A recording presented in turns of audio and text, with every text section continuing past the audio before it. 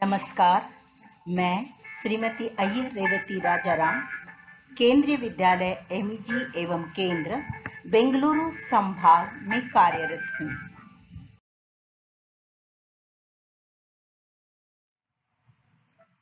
नमस्कार। आज हम महामानवी उमाशंकर जोशी द्वारा कृत कविता छोटा मेरा खेत का अध्ययन करने जा रहे हैं।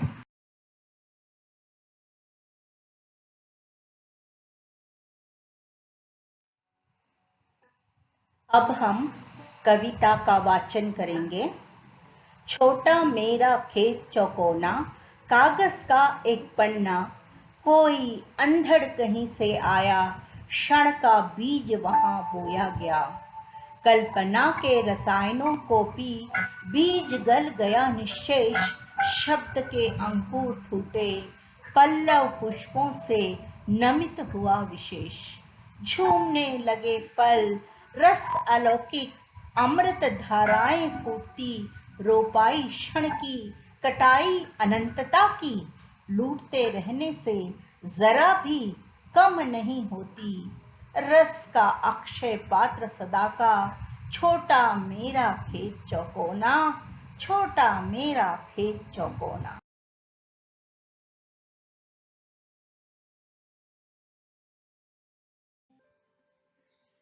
विश्व मानवी उमाशंकर जोशी जी का जन्म सन 1911 ईस्वी बम्मागांव गुजरात में हुआ। उन्होंने गुजराती और संस्कृत में एमए की परीक्षा उत्तीर्ण की। वे गुजरात कॉलेज के प्रोफेसर, गुजरात साहित्य परिषद के अध्यक्ष, भारतीय स्वतंत्रता संग्राम में भागीदारी तथा राज्यसभा के मनोनीत सदस्य रह चुके हैं।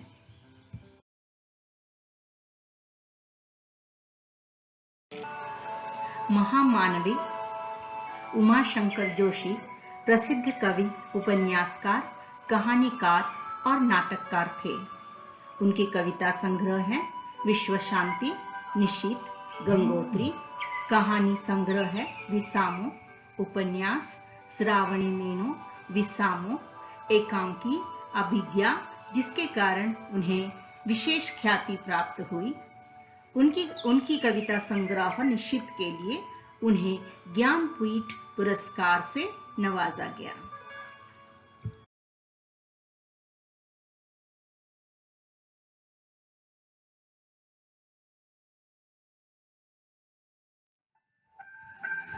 अब हम कविता का उद्देश्य देखेंगे। कवि कर्म का कृषि कर्म के साथ तुलना करना, कृषि कर्म के प्रत्येक चरण का अध्ययन करना, कवि कर्म की प्रक्रिया के हर चरण को समझाना, सत्यम शिवम सुंदरम उक्ति की सार्थकता को साकार करना, विश्व मानवीय चेतना भाव को उद्धृत करना, प्राकृतिक सौंदर्य की कविता से रूबरू कराना, भाव सौंदर्य के चमत्कार को स्पष्ट करना, यही है कविता के टीएलओस।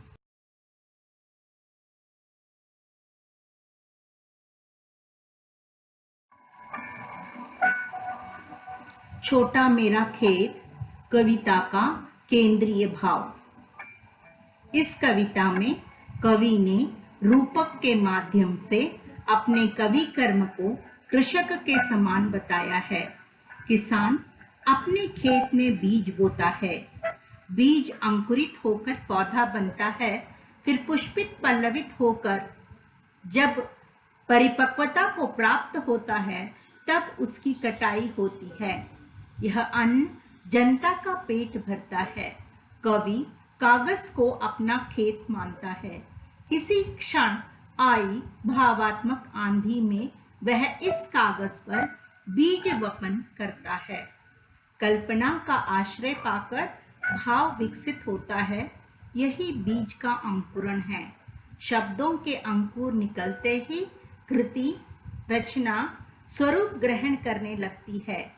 इस अंकुरण से प्रस्फुटित हुई रचना में अलौकिक रस होता है, जो अनंत काल तक पाठक को आनंद प्रदान करता है। कवि ऐसी खेती करता है जिसकी कविता का रस कभी समाप्त नहीं होता।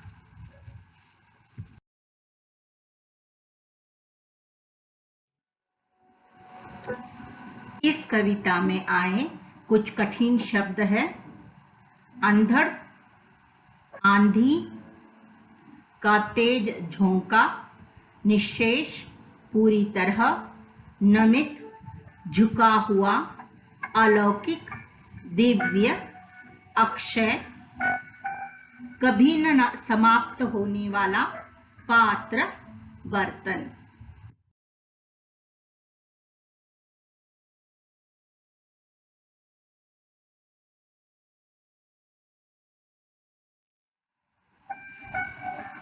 अब हम कविता का भावार्थ कथन देखेंगे। पंक्तियों की ओर ध्यान दीजिए। छोटा मेरा खेत चौकोना, चौकोना चौकोर, स्क्वायर। कागज का एक पन्ना, कोई अंधड़ कहीं से आया, क्षण का बीज वहां बोया गया। कवि ने खेती के रूपक के माध्यम से कवि कर्म की प्रत्येक प्रक्रिया को अभिव्यक्ति देने का सफल प्रयास किया है। कागज का एक पन्ना कवि के लिए छोटे से चौकोर खेत के समान है। जिस प्रकार खेत में किसी आंधी के प्रभाव से एक बीज बोया जाता है, उसी प्रकार भावात्मक आंधी के प्रभाव से रचना शब्दबद्ध होती है।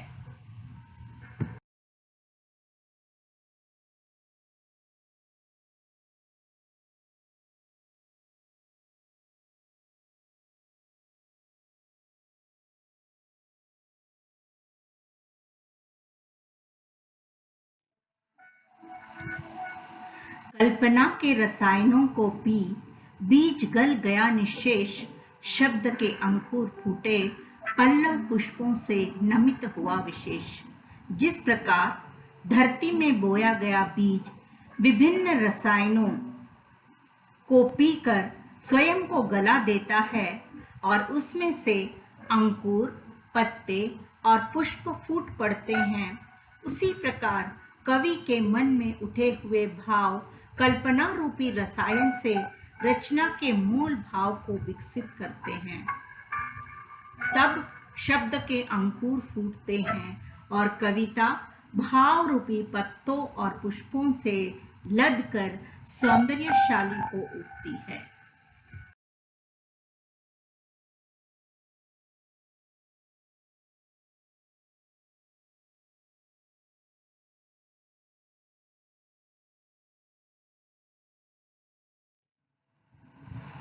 झूमने लगे फल, रस अलौकिक, अमृत धाराएं फूटती, रोपाई क्षण की, कटाई अनंतता की, लूटते रहने से जरा भी कम नहीं होती, रस का अक्षय पात्र सदा का, छोटा मेरा खेत चौकोना। कवि कहते हैं कि खेत में बोया बीज अंकुरित हुआ, पौधा बना, पत्ते, फूल, फल से लदकर अपूर्व रसधारा उसमें फूटने लगी। बीजारोपण में एक क्षण लगता है, किंतु उसका लाभ अनंत काल तक उठाया जा सकता है। पेड़ जब फल फूल से लदकर बड़ा हो जाता है, तो उसके फल अनंत काल तक लोगों को आनंद प्रदान करते हैं।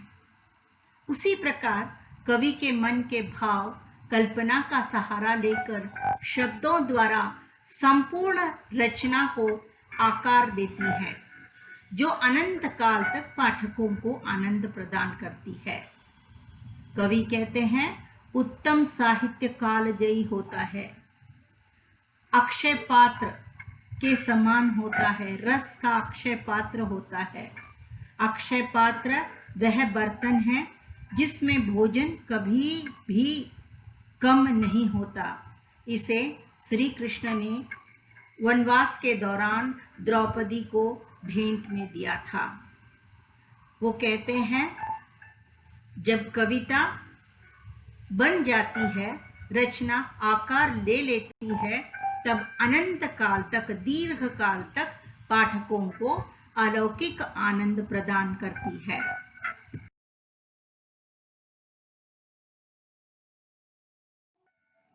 इस इस कविता में खेती के रूपक के माध्यम से कवि कर्म के प्रत्येक चरण को बांधने का प्रयास किया गया है।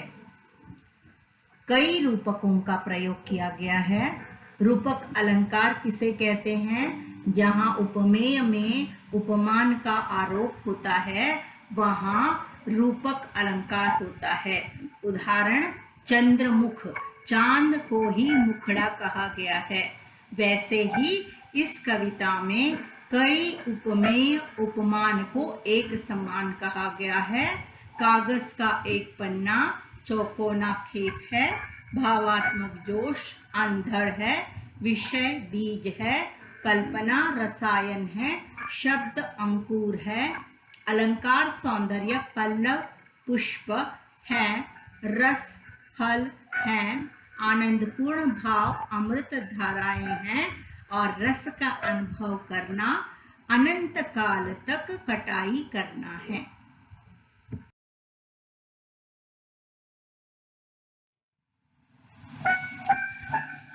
बोर्ड परीक्षा में छोटा मेरा खेत कविता से अक्सर अर्थग्रहण संबंधी प्रश्न पूछे गए हैं, जो 2 into 3 6 मार्क्स के लिए है। 2 अंकों के 3 प्रश्न पूछे जाएंगे और लगातार बोर्ड परीक्षा में यह अर्थग्रहण संबंधी प्रश्न पूछे गए हैं।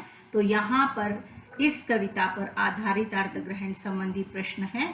तो उन प्रश्नों और मार्किंग स्कीम जो दिया गया है, जो उत्तर दिए गए हैं, उस पर आप थोड़ा ध्यान दीजिएगा।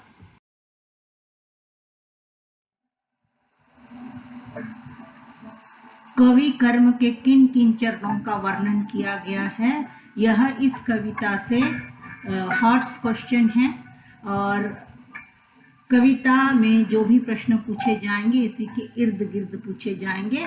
इसीलिए इस मार्किंग स्कीम को ध्यान से पढ़िए। कवि कर्म के किन किन चरणों का वर्णन किया गया है? सबसे पहले कागज के पन्ने पर रचना शब्दबद्ध होती है। कवि के मन में भावात्मक आवेग से रचना का मूल भाव उभरता है, फिर वह मूल भाव अभिव्यक्ति लेने के लिए तत्पर होता है। कल्पना के माध्यम से शब्दों द्वारा अभिव्यक्त होकर अंततः संपूर्ण रचना का रूप धारण करता है। उस कृति से आनंद की धारा प्रवाहित होती है, जो असंख्य पाठकों द्वारा रसास्वादन के बाद भी कम नहीं होती। यह कवि कर्म के चरणों की प्रक्रिया है। कभी कभी खेती के रूपक और कवि कर्म के चरणों के का तुलनात्मक अध्ययन भी पूछ सकते हैं, तो वहां पर भी आप तैयारी कर लीजिए। जिस प्रकार आंधी आती है और खेती के जमीन में बीज बोया जाता है, वैसे ही भावात्मक आंधी उठती है और रचना शब्दबद्ध होती है। रसायन डालकर बीज अंकुरित किए जाते हैं और फिर उसमें फल, फूल, पत्ते विकसित होते हैं। उसी प्रकार जो मूल भाव होता है वह कल्पना के द्वारा विगलित होता है और शब्दों के द्वारा अभिव्यक्त होकर संपूर्ण कविता बनती है।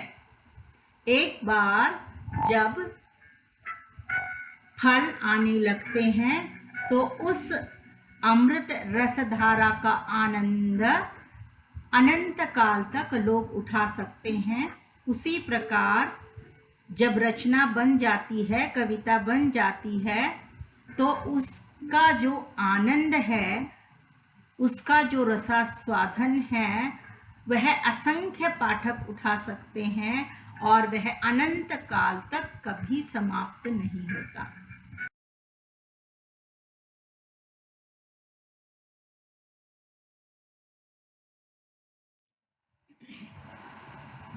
यह कविता से संबंधित कुछ न्यून स्तरीय अध्ययन प्रश्न हैं, उन पर आप जरूर चिंतन कीजिएगा।